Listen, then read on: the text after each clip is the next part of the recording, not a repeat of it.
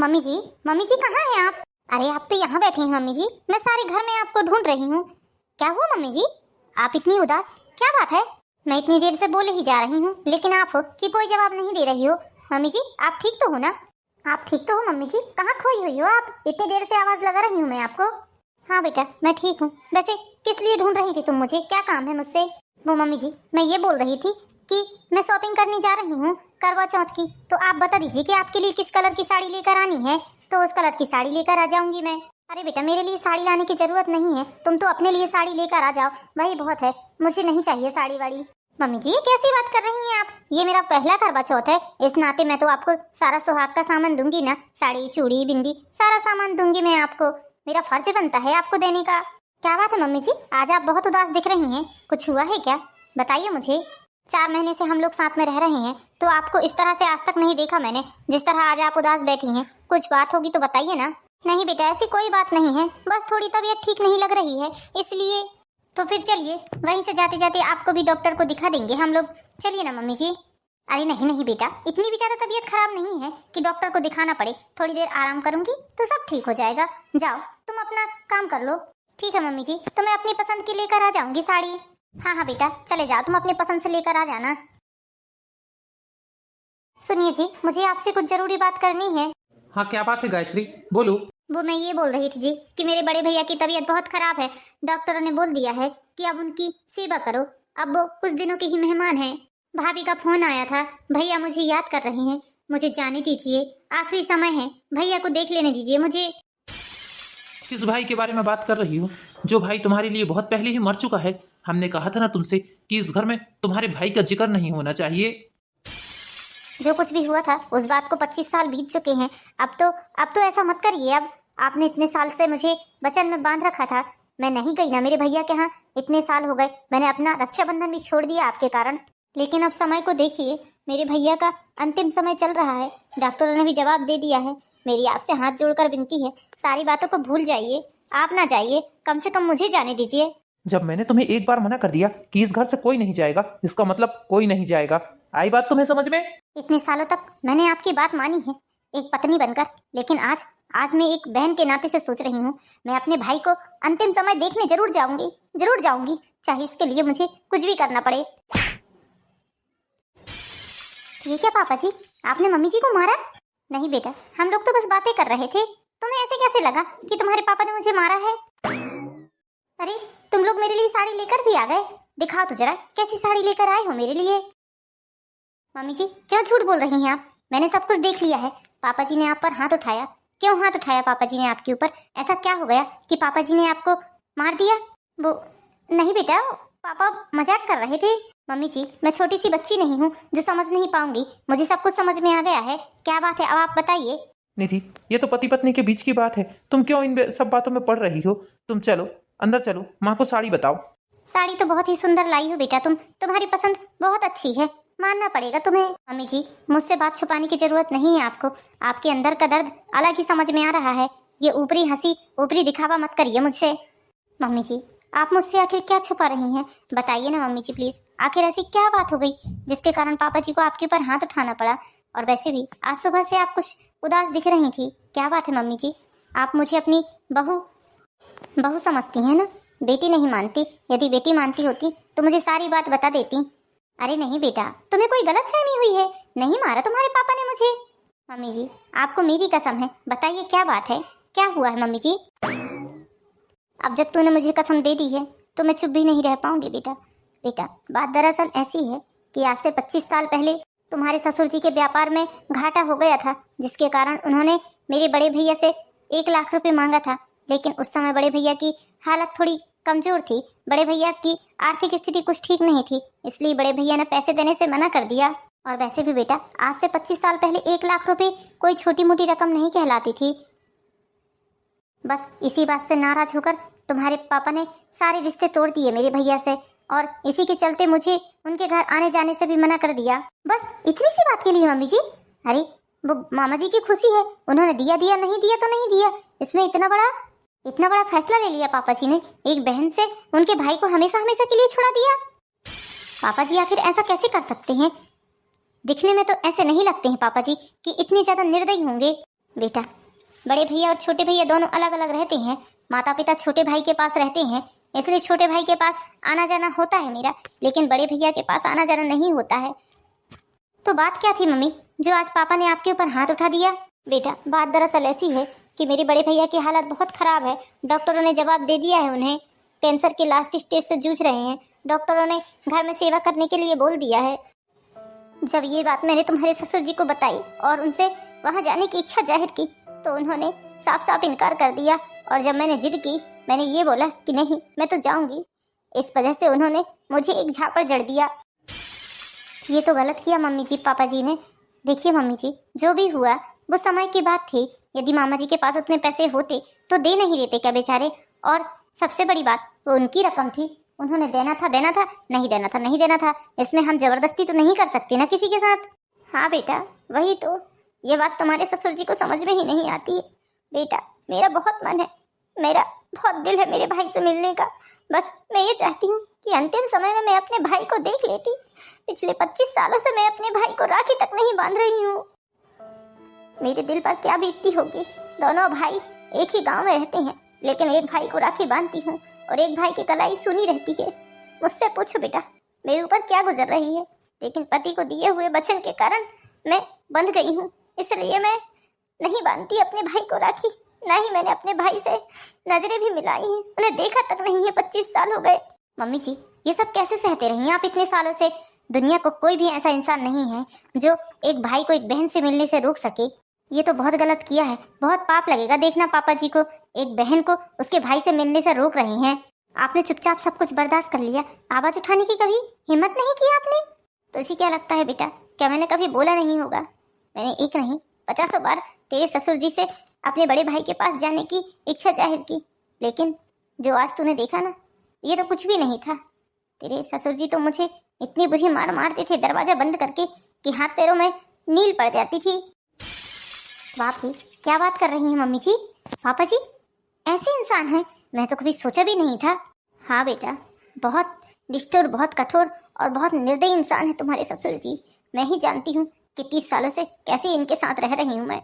Mummy जी, क्या ये सब कुछ ठीक करना है? आपको मामा जी को देखना है ना अंतिम समय में? हाँ बेटा, देखना है। बहुत मन है मेरा अपने भाई से मिलने का। यदि मैं एक बार अपने भाई से मिल लूंगी तो मेरे जीवन के सारे सिकवे गिले मिट जाएंगे। तो फिर ठीक है मम्मी जी, मेरे दिमाग में भी एक आइडिया आया है। यदि आप मेरा साथ देंगी तो 100% हम लोग जीत जाएंगे। बेटा, मुझे अपने भाई से मिलने के लिए जो भी करना पड़ेगा सब कुछ करूंगी, बस तू मुझे मेरे भाई से मिलवा दे। तेरे यह एहसान जीवन भर नहीं भूलूंगी। तो फिर मम्मी जी, ननद रानी को फोन लगाइए आप। हेलो रिंकी बेटा, कैसी है तू? ये ले, तेरी भाभी तुझसे बात करूंगी बोल रही है। नमस्ते दीदी, कैसी हैं आप? मैं तो एकदम ठीक हूँ भाभी, और आप सुनाइए, आप कैसी हैं? आपने कैसे फ़ोन किया? दीदी, आपको एक काम करना है, जीजा जी के हाथों इन्हें फ़ोन लगवाना है। मैं इनसे सारी बात कर लूंगी। मेरी बात आपको समझ में आ गई ना दीदी? हाँ भाभी, मुझे आपकी सारी बात समझ में आ गई, और आप निश्फिक्र रहिए, इस मिशन में मैं भी आपके साथ हूँ। तो फिर ठीक है दीदी, शाम को जब ये ऑफिस से आ जाते हैं उसके बाद में आप जीजा जी से बोलकर इन्हें फ़ोन लगवाइएगा। हाँ भाभी, थैंक यू भाभी, मेरी माँ की इतनी मदद करने के लिए। अरे दीदी, आप ऐसी बात कर रही हैं, क्या मेरी माँ नहीं है ये? मैंने तो कभी इन्हें साथ समझा ही नहीं है। अरे हाँ बाबा, सॉरी। ठीक है दीदी, रखती हूँ मैं फ़ोन। ओके, बाय भाभी। बाय बाय दीदी। तो फिर ठीक है मम्मी जी, शाम तक का इंतजार करिए। शाम के बाद क्या होता है तो ये तो दिखाई दे ही जाएगा।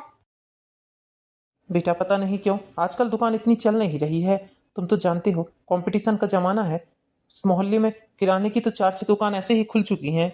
पापा, मैं तो सोच रहा हूँ यदि हमारे पास और थोड़े पैसे हो जाती ना तो एक आटा चक्की भी डाल लेते हम किरानी दुकान में, तो थोड़ी सी इनकम और हो जाती। ये लीजिए, चाय पी लीजिए आप लोग। थैंक यू निधि। अरे, ये जीजा जी का फोन मेरे पास क्यों आ रहा है? अरे देखिए, फिर फोन आने लगा, उठा लीजिए, कोई जरूरी बात होगी। हेलो, नमस्ते जीजा जी। और सुनाइए, कैसे याद किया आपने आज मुझे? अरे साले साहब, बस मत पूछिए, आज आपकी याद आ ही गई। साले साहब, आज मैंने बहुत ज़रूरी काम से आपको फ़ोन लगाया है, और मुझे यकीन है कि आप मेरी वो इच्छा ज़रूर पूरी करेंगे। आप हाँ जीजा जी, ये भी कोई बोलने वाली बात है? आप बोलिए तो, आपको किस चीज़ की ज़रूरत है? बस आप एक बार बोल कर तो देखिए। आपका ये साला आपके साथ हमेशा खड़ा है, बस आप एक बार बोल कर देखिए। तो बात ऐसी है साले साहब, मुझे 2 लाख रुपयों की ज़रूरत है, तो तुम मुझे 2 लाख रुपए दे दो, बस 2-4-6 महीनों की बात है। 2-4 महीनों के बाद जब मेरे पास पैसे हो जाएंगे तो मैं तुम्हें बाकायदा लौटा दूंगा सारा पैसा। जीजा जी 2 लाख रुपए?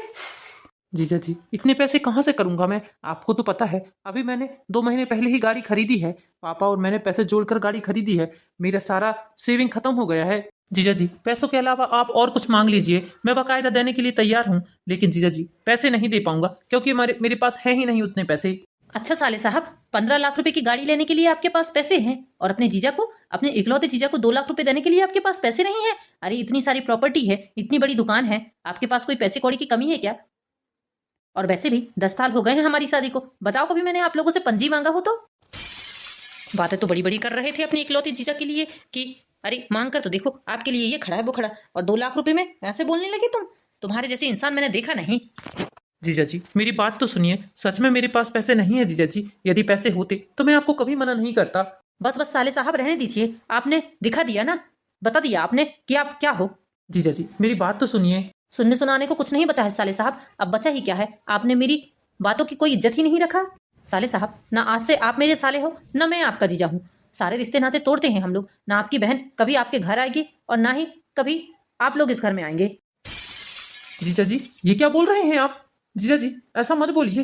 दीदी मेरी इकलौती बहन है और आप उससे इस तरह थोड़े बहुत पैसों के लिए हमारा रिश्ता नहीं तोड़वा सकते। 2 लाख रुपए तुम्हारे लिए थोड़े बहुत पैसे हैं, तो थोड़े बहुत पैसे दे क्यों नहीं दे रहे हो मुझे? अरे आज काम नहीं आओगे तो फिर कब आओगे भला तुम लोग? किस बात के इतने बड़े ससुराल वाले हो तुम? इतने पैसे वाले किस बात के हो? तुम्हारी बीवी देखो तो गले में, कान में, माथे में सोना लटका लटका कर घूमती है। तुम्हारी माँ देखो, माँ भी अपने गले में सोना लटका कर घूमती है। और तुम लोग 2 लाख रुपए देने के लिए मुझसे रोना आ रहा है। आज तुमने दिखा दिया साले साहब कि पैसा पैसा अच्छे अच्छों के रिश्ते खराब करवा देता है, जैसे आज तुमने हमारे साथ किया है। जीजा जी ऐसा मत बोलिए, मेरी बात समझने की कोशिश करिए। चलो रखो फोन, कोई जीजा नहीं है तुम्हारा। आज से तुम मेरे साले नहीं हो, मैं तुम्हारा जीजा नहीं हूँ। और हाँ, भूल जाना कि कोई तुम्हारी बहन भी थी। और हाँ, यदि अपनी बहन से मिलने या उससे रिश्ता रखने की कोशिश भी की तो मैं उससे रिश्ता हमेशा हमेशा के लिए तोड़ दूंगा। जीजा जी सुनिए तो जीजा जी। अरे क्या हुआ जी, आप रो क्यों रहे हैं? क्या बात है, बताइए मुझे। हाँ बेटा क्या बात है? क्या बोला जवाई बाबू ने? तुम बहुत परेशान लग रहे हो और रो भी रहे हो। बताओ बेटा, मेरा दिल बैठा जा रहा है, क्या बात है? बात दरअसल ऐसी है पापा कि जीजा जी 2 लाख रुपए मांग रहे थे 2-3 महीनों के लिए। अब 2 लाख रुपए है ही नहीं तो कहाँ से दे दूं? होते तो बेशक दे देता मैं।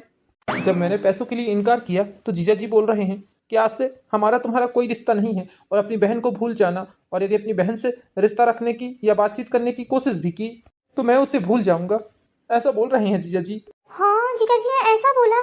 जीजा जी को ऐसा नहीं बोलना था। क्या चंद पैसों के लिए कोई इंसान इतना गिर सकता है? बताओ, आज मायके से अपनी बेटी को छुड़ा रहे हैं, भाई से अपनी बहन को छुड़ा रहे हैं, ये तो गलत बात है ना। जवाई बाबू ऐसा कर सकते हैं? मुझे तो यकीन नहीं हो रहा है। जवाई बाबू जैसे समझदार लड़के से मैंने अपनी बेटी की शादी की है। मैं तो जवाई बाबू के हर जगह तारीफ के पुल बांधता था। मुझे क्या पता कि जवाई बाबू चंद पैसों के लिए एक बेटी को अपने माँ बाप से, अपने भाई से छुड़वा रहे हैं। ये तो बहुत घटिया हरकत की है जवाई बाबू ने। बताओ भला, त्योहार आने वाला है और जब त्योहार में हमारी बेटी हमारे घर नहीं आएगी तो 4 लोग क्या बोलेंगे? अरे पापा जी, बोलती हैं तो बोलने दीजिए, अब क्या करेंगे? जब उनके पति ने ही बोल दिया कि उनसे कोई रिश्ता नहीं रखना है तो फिर हम लोगों की तो बात ही अलग है। अब क्या ही कर सकते हैं पापा जी। अरे बहू, तुम्हें कुछ नहीं पता है, तुम नहीं समझती हो। हमारी इकलौती बेटी है वो, हम ऐसे कैसे चंद पैसों के लिए अपनी बेटी से नाता तोड़ देंगे? अरे बेटा, बहुत बड़ा पाप होता है। जवाई बाबू को अभी पता नहीं है कि वो कितना बड़ा गुनाह कर रहे हैं एक भाई से एक बहन को छुड़वाकर। क्या सच में पापा जी बहुत बड़ा गुनाह होता है भाई से बहन को छुड़वाना, उससे ना मिलने देना? हाँ बेटा, ये सबसे बड़ा गुनाह है। ऊपर वाला कभी माफ नहीं करेगा ऐसे इंसानों को, और वो भी जवाई बाबू जैसे समझदार इंसान ऐसी बात कर रहे हैं। मुझे तो यकीन नहीं हो रहा है। क्या ही कर सकते हैं पापा जी, जब जीजा जी ने ये बात का निर्णय ले ही लिया है कि उन लोगों से हमारा कोई रिश्ता नहीं रहेगा तो फिर बात ही खत्म हो गई है वहाँ तो। और मैं तो कहती हूँ कि ऐसी कैसी जबरदस्ती है? पैसा हमारा, मालिक हम पैसे के, हमको देना हो देंगे, ना देना हो ना देंगे। इसमें कौन सी जबरदस्ती है भला? इसमें कोई भलाई और बुराई की तो बात ही नहीं है। अरे धनी ने अपना पैसा दिया दिया, नहीं दिया नहीं दिया, इसमें किस बात की बुराई लेना? और वैसे भी रिश्ता तोड़ते हैं तो तोड़ने दीजिए, कौन सा हमारी गरज पड़ी है? 2 लाख रुपए कौन देगा उन्हें? फिर मांगने को लिए भी तो 10 बार सोचना पड़ेगा ना कि जवाई से कैसे पैसे मांगे, कैसे पैसे मांगे। इसलिए कहते हैं पैसा अच्छे अच्छे रिश्तों को खराब कर देता है। ये क्या बोल रही हो बहू तुम? हमारी बेटी से हमारा रिश्ता कभी नहीं टूट सकता, उसके भाई से उसका रिश्ता कभी नहीं टूट सकता, वो भी थोड़े बहुत पैसों के लिए। पैसे तो हम नहीं दे सकते जवाई बाबू को, लेकिन हाँ हम भी देखते हैं कैसे नहीं पहुंचाएंगे वो हमारी बेटी को। हाँ हाँ जी, मुझसे भी जवाई बाबू ऐसे ही बोल रहे थे। अभी अभी उनका फोन आया था, उन्होंने सारे रिश्ते नाते तोड़ दिए हैं हमसे। शांति तुम चिंता मत करो, अभी जवाई बाबू गुस्से में है, धीरे से सब ठीक हो जाएगा, तुम निश्चिंत रहो। सुनिए जी, 2 दिन बाद हमारे घर में सत्यनारायण की पूजा है। अब गांव पड़ोस के तो सारे लोग आएंगे, हमारे जो परिचित लोग हैं सभी को खाना पीना कराएंगे। और जब हमारी बेटी गांव में होने के बाद नहीं आएगी तो लोग भला क्या बोलेंगे हमारे बारे में। हाँ हाँ पापा जी, जीजा जी ने तो साफ साफ मना कर दिया है दीदी को यहाँ पहुँचाने से। और वैसे भी उन्होंने हम लोगों से सारे रिश्ते नाते खत्म कर दिए हैं। अब जब गाँव के लोग हमारे घर में पूजा में आएंगे और सबको देखेंगे और घर की बेटी को ही नहीं देखेंगे तो 4 लोग 4 सवाल खड़े करेंगे कि गांव में बेटी ब्याही है और बेटी अपने माता पिता के यहाँ पूजा में नहीं आई है, इतना बड़ा नगर भोज रखा है। अब हम क्या जवाब देंगे बताइए ना पापा जी। मुझे तो दीदी के लिए सोच सोच कर बहुत दुख लग रहा है। बेचारी दीदी के दिल पर क्या बीतती होगी, कितनी दया आ रही है मुझे, मैं क्या ही बताऊं। बेचारी दीदी कितनी परेशान होंगी, इतने दिन हो गए हम लोगों से कोई बातचीत नहीं हुई है उनकी। अरे ऐसे कैसे नहीं आने देंगे जवाई बाबू, देखता हूँ मैं खुद जाऊंगा अपनी बेटी को लेने के लिए। मैंने शादी की है अपनी बेटी की जवाई बाबू से, कोई उसे बेचा नहीं है कि उनका ही अधिकार हो गया है जैसे।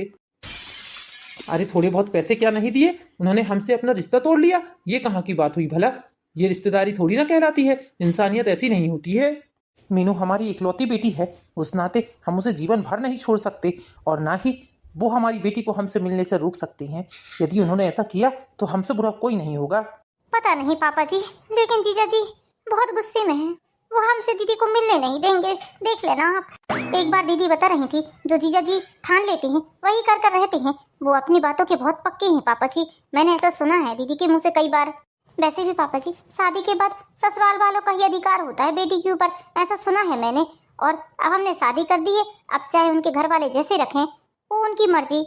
बहू ये कैसी बात कर रही हो तुम? तुम्हारे साथ हम ऐसा करेंगे तो तुम्हें कैसा लगेगा भला? अरे तुम अपनी ननद के बारे में ऐसा सोच रही हो? अच्छा सोचो, अपनी ननद का पक्ष लो। सॉरी पापा जी, आप तो मेरी बात का बुरा मान गए, मेरा कहने का वो मतलब नहीं था, मैं तो बस आपको समझा रही थी। कोई जरूरत नहीं है हमें समझाने की, हम कल ही जाएंगे हमारी बेटी के घर में न्योता देने के लिए। देखते हैं कैसे अपमान करते हैं जवाई बाबू हमारा। समधी समधन जी से बात करेंगे हम जाकर। आप जाएंगे तो मैं भी चलूंगी। मेरी बेटी के यहाँ कहीं कुछ ऊंच नीच हो गई तो कम से कम मैं भी सामने रहूंगी, तो अपनी बेटी को जवाई को समझा भी तो सकती हूँ। मम्मी जी आप जाएंगी तो मैं भी जाऊंगी अपनी दीदी के घर में, मैं भी जीजा जी को समझाऊंगी। मेरी बात कभी नहीं टालेंगे जीजा जी, मैं अपनी दीदी को लेकर आऊंगी घर। ऐसे जीजा जी हम लोगों से उनका रिश्ता नहीं तोड़ सकते, पैसों के कारण हम अपनी रिश्तेदारी खराब नहीं कर सकते। मम्मी जी मुझे भी लेकर चलना आप। हाँ हाँ बेटा तू भी चलना, तू हमारे घर की बहू है, हर निर्णय में तेरा भी भागीदारी हिस्सा होना चाहिए ना। तू घर पर रहेगी तो तेरा दिमाग वहीं रहेगा, बस मैं जानती हूँ, इसलिए तू भी चलना हमारे साथ। और हाँ आलोक को भी बोल देना, वो भी हमारे साथ चलेगा। हम सब जाएंगे हमारी बेटी के यहाँ, कम से कम जवाई बाबू को लगना तो चाहिए कि पूरी फैमिली का साथ है। ठीक है, कल सुबह 10 बजे सभी लोग तैयार हो जाना और आलोक को बोल देना गाड़ी बढ़िया से धुलवा लेगा और उसमें डीजल पहले से ही भरवा लेगा। डीजल तो हमारी गाड़ी में रहता ही है जी, और कौन सा बड़ी दूर जाना है, इसी शहर में तो जाना है, भले ही 20 किलोमीटर अंदर है लेकिन जाना तो इस शहर में है। हाँ ठीक है। अगला दिन होते ही सुबह सभी लोग मीनू के घर में पहुंच जाते हैं। मीनू बेटा लाओ मुझे खाना दे दो जल्दी से, मुझे दुकान जाना है। समधी जी नमस्कार। अरे नमस्कार समधी जी, आइए। अरे आइए बैठिए ना, आप लोग खड़े क्यों हैं? आइए समधी जी, आइए समधन जी। हाँ समधन जी आइए बैठिए ना। समधन जी हम यहाँ बैठने के लिए नहीं आए हैं, हम तो न्योता देने के लिए आए हैं। परसों के दिन हमारे घर में सत्यनारायण की पूजा है और सारे परिवार को आना है और मीनू बिटिया को हम अभी ले जा रहे हैं अपने साथ। अरे क्यों आए हैं आप लोग यहाँ? आपको बोल दिया ना मैंने कि आप लोगों से हमारी सारी रिश्तेदारी खत्म हो गई है। जवाई बाबू आपके बोल देने से कोई रिश्तेदारी खत्म हो जाएगी क्या? और कैसी बातें कर रहे हैं आप ये? अरे क्या चल रहा है, कोई हमें बताएगा, हमें तो कुछ भी समझ में नहीं आ रहा है। हाँ आप लोगों के बीच में क्या चल रहा है, मुझे भी कुछ समझ में नहीं आ रहा है, क्या बात है? दरअसल बात ऐसी है समधी जी कि अभी कुछ दिनों पहले जवाई बाबू ने आलोक को फोन किया था, 2 लाख रुपए मांग रहे थे जवाई बाबू, लेकिन ऐसी कंडीशन बनी है कि अभी हमने 15 दिन पहले ही तो गाड़ी ली है 15 लाख रुपए की, सारे सेविंग के पैसे हमने गाड़ी में लगा दिए हैं। अब आप ही बताइए समधी जी, हमारे पास पैसे हैं ही नहीं तो हम कहाँ से दे देंगे जवाई बाबू को? हाँ आप तो सही बोल रहे हैं ये बात। अब बस पैसे नहीं दिए तो जवाई बाबू ने हमसे रिश्ता तोड़ लिया और बोल दिया कि आज के बाद मीनू से आप लोगों का कोई रिश्ता नहीं है। अब बताइए समधी जी ऐसा होता है क्या भला? आलोक के मुंह में जवाई बाबू ने साफ साफ इनकार कर दिया कि तुम अपनी बहन से कोई रिश्ता नहीं रखोगी। सुमित बेटा, क्या समझी जी सही बोल रहे हैं? हाँ माँ, ये सब सच है। नालायक, तुझे पैसों की ऐसी कैसी जरूरत आन पड़ी? और वैसे भी आई भी होगी तुझे जरूरत, मानती हूँ मैं। तो क्या तू एक बहन को उसके भाई से छुड़वाएगा, माता पिता से उनकी बेटी को छुड़वाएगा, एक बेटी से उसका मायका छुड़वाएगा? निर्लज्ज, तुझे शर्म नहीं आई ये सब करते हुए? और नहीं तो क्या, महापाप लगेगा तुम्हें। देखना जवाई बाबू, भयंकर नरक में जाओगी तुम यदि ऐसा करोगी तो। हमारी इकलौती बेटी है मीनू, और तुम माता पिता से एक बेटी को छुड़वा रहे हो, भाई से एक बहन को छुड़वा रहे हो। अरे हमारी बेटी हमारी घर की आन है, बान है, शान है। समझी जी, आप ही बताइए, हम इतना बड़ा कथा पूजन कर रहे हैं और गांव के रिश्तेदार सारे आएंगे, सब जान पहचान के लोग आएंगे शहर से, और यदि वो लोग हमारी बेटी मीनू को नहीं पाएंगे घर में तो हमारे बारे में 100 सवाल खड़े करेंगे। हम किसे क्या क्या जवाब देंगे? उससे मुझे कोई मतलब नहीं है पापा जी। मैंने जो बोल दिया सो बोल दिया। मेरी कही हुई बात पत्थर की लकीर होती है। अच्छा, पत्थर की लकीर होती है तो मैं भी देखता हूँ कैसे तुम हमसे हमारी बेटी को छुड़वाते हो। चल बेटा, कपड़े पैक कर, चल मेरे साथ चल। आज देखता हूँ कि कौन तुझे हमारे साथ चलने से रोक सकता है। तुम्हारी असलियत यदि मेरे सामने पहले ही आ गई होती तो मैं तुम जैसे लड़के से अपनी बेटी की शादी कभी ना करता, कभी ना करता। अच्छा, फिर तो मुझ में और आप में कोई फर्क ही नहीं है पापा जी। यदि मामा जी को ये बात पता चल जाती कि आप इस तरह के इंसान हैं तो सोचो, मामा जी मम्मी जी की शादी आपसे कभी ना करवाते। कहने का क्या मतलब है तुम्हारा? मतलब साफ साफ समझाता हूँ पापा जी मैं आपको, ये सब आपसे ही तो सीखा है पापा जी। मैंने आपके द्वारा ही सीखने को मिला है ये सब। मेरे द्वारा तुम्हें कैसे ये सब सीखने मिल गया बेटा? मैंने ऐसा क्या कर दिया? मैं बताती हूँ पापा जी कि आपने ऐसा क्या किया है। बहू, तुम क्या सिखा रही हो, क्या बता रही हो मुझे? पापा जी, आपने 25 साल पहले मम्मी जी को उनके भाई से छुड़वाया था या नहीं, ये बताइए। किस कारण छुड़वाया था ये भी आपको पता है? हाँ, उन्होंने मुझे पैसे नहीं दिए थे, बस इसीलिए। तो बस मैंने भी वही किया है। अरे सोचिए पापा जी, बेचारी मम्मी जी के दिल पर क्या बीत रही होगी। पिछले 25 सालों से उन्होंने अपने भाई को राखी नहीं बांधी है, और जब आज उनका अंतिम समय चल रहा है और वो अपनी बहन को देखने की इच्छा प्रकट कर रहे हैं, और एक बहन अपने भाई से मिलने की इच्छा प्रकट कर रही है, वो भी अंतिम समय में, तब भी आप उन्हें नहीं जाने दे रहे हैं। अरे ऐसी कैसी अकड़ है? मुझे तो बड़ा ज्ञान का पाठ बता रहे हैं आप कि बेटी को मायके से नहीं छुड़वाना चाहिए, माता पिता से दूर नहीं करना चाहिए, भाई से नहीं छुड़वाना चाहिए। और आपने जो किया है क्या वो उचित है पापा जी? बताइए आप ही मुझे। नहीं बेटा, ये बिल्कुल उचित नहीं है। देखिए पापा जी, मम्मी जी को अपने भाई बंद के यहाँ आने जाने दीजिए। आप ऐसा मत करिए, इससे बड़ा कलंक आपको कभी नहीं लगेगा। यदि कल को मामा जी खत्म हो जाते हैं तो सोचिए, ऊपर वाला भी आपको माफ नहीं करेगा कि अंतिम समय में आपने एक बहन को उसके भाई से मिलने से रोका था। बेटा, आज तुमने मेरी आंखें खोल दी, जो मैं इतने सालों से नहीं समझ पाया। आज वो समझ गया मैं। जब बात मेरी खुद की अपनी बेटी पर आई तो मेरी कलीजे में तीर चल गया। अपने दर्द को समझा। आज मैं समझ गया बेटा कि मैंने बहुत बड़ी गलती की है, बहुत बड़ी गलती की है। बेटा मुझे माफ़ कर दो। नहीं पापा जी, माफ़ी मुझसे मत मांगिए। माफ़ी मांगिए आप मम्मी जी से, जिन्हें आपने इतने सालों से उनके भाई से मिलने से रोका। भगवान, बीते हुए 25 साल तो मैं तुझे नहीं लौटा सकता, लेकिन जो भी हुआ है उसके लिए मैं बहुत शर्मिंदा हूँ। मुझे आज अपनी गलती का एहसास हो गया है। भगवान, यहाँ से चलकर फ़ौरन तैयारी कर लेना, तेरे साथ मैं भी चलूँगा अपने साले साहब से मिलने। जवाई बाबू, जो गलती मैंने की है वो गलती आप मत करिए। मैं अभी इसी वक्त आपको 2 लाख रुपए देने के लिए तैयार हूँ। मैं घर के सारे गहने जेवर बेच दूंगा, लेकिन मैं आपको पैसे देकर रहूँगा। आप मेरी बेटी से मुझे मत छुड़ाइए। पापा जी, मुझे कोई पैसे की ज़रूरत नहीं है। ये सब तो हम लोगों का आइडिया था, जो हम लोगों ने मम्मी जी को उनके मायके भेजने के लिए लगाया था। हाँ पापा, हमें कोई पैसे की जरूरत नहीं है। भगवान की और आपकी दया से हमारे पास बहुत पैसे हैं। हम तो बस आपको ये सबक सिखाना चाह रहे थे कि बात जब अपनी बेटी पर आती है तब दिल पर क्या गुजरती है। ये सारा की सारा आइडिया भाभी का था पापा जी। हम लोगों की पहले ही सारी बात हो चुकी थी। हमें माफ़ कर दीजिए, हम आपका दिल नहीं दुखाना चाहते थे। हाँ पापा, इस आइडिया में हम सभी लोग इन्वॉल्व थे, इसलिए पापा हम लोगों को डांटिएगा मत, चिल्लाइएगा मत। तो दोस्तों, कैसी लगी आपको कहानी? यदि कहानी पसंद आई हो तो हमारे चैनल पर ही ब्लॉग को सब्सक्राइब कीजिए, वीडियो को लाइक कीजिए। मिलते हैं नेक्स्ट वीडियो में दोस्तों, जब तक के लिए बाय बाय।